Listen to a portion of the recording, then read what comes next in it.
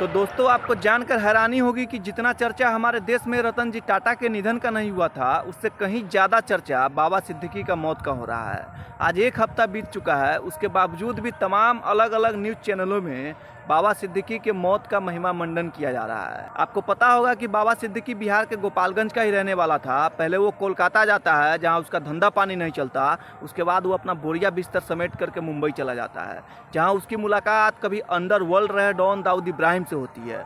उसके बाद वो जुर्म की दुनिया में एंट्री करता है और बाबा सिद्दीकी दाऊद इब्राहिम के केस में कई बार जेल भी जा चुका है। उसके बाद वो राजनीति में एंट्री करता है, 3 बार का विधायक बनता है, 1 बार का मंत्री बनता है और अभी उसका बेटवा भी विधायक बनल बैठा है। आपको पता होगा कि बाबा सिद्दीकी गरीबों को उजाड़ता था। उसका मुख्य धंधा ज़मीन का था। वो तमाम गरीबों के झोपड़पट्टियों को उजाड़ देता था और उस ज़मीन को बड़े बड़े बिल्डर के हाथ से बेच दिया करता था। बाबा सिद्दीकी के ऊपर ईडी ने 500 करोड़ रुपए के मनी लॉन्ड्रिंग का केस भी दर्ज किए हुआ है।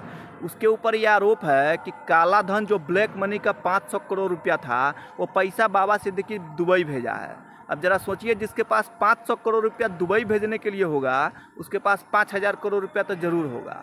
लेकिन बाबा सिद्दीकी को कुछ लोग गरीबों का मसीहा बता रहे हैं, जबकि हकीकत यही है कि बाबा सिद्दीकी आज तक न किसी हिंदू के लिए कुछ किया, न मुसलमानों के लिए किया, न इस देश के लिए किया। उसके बावजूद भी तमाम अलग अलग सोशल मीडिया हो या न्यूज़ मीडिया हो, उन सभी जगहों पे बाबा सिद्दीकी के मौत का महिमा मंडन किया जा रहा है। आपको जानकर हैरानी होगी कि बाबा सिद्दीकी मुंबई के तमाम झोपड़पट्टियों में आग लगवा देता था। उसके बाद वो गरीब अपने झोपड़पट्टी को छोड़कर भाग जाया करते थे और उस झोपड़पट्टी के ज़मीन को बड़े बड़े बिल्डर कारोबारी के हाथ से वो बेच दिया करता था। बाबा सिद्दीकी का साठगांठ बॉलीवुड में बहुत ही अच्छा था। आपको पता होगा कि बॉलीवुड में किस तरीके का साठगांठ रहा है बाबा सिद्दीकी का। बाबा सिद्दीकी के बारे में कई ऐसे आरोप लगाए जा रहे हैं, तमाम अलग अलग सोशल मीडिया प्लेटफॉर्म पे सर्कुलेट किया जा रहा है।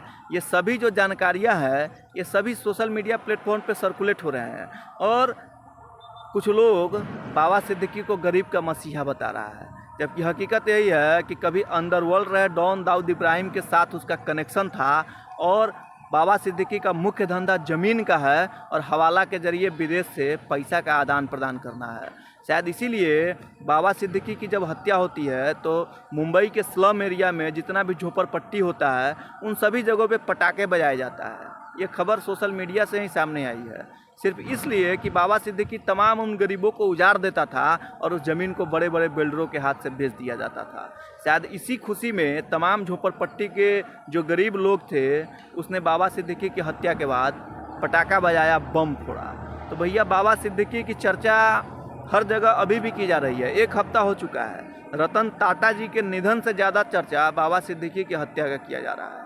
आप समझ सकते हैं इस बात से कि भैया इस देश में किस तरीके का क्या कुछ होता है।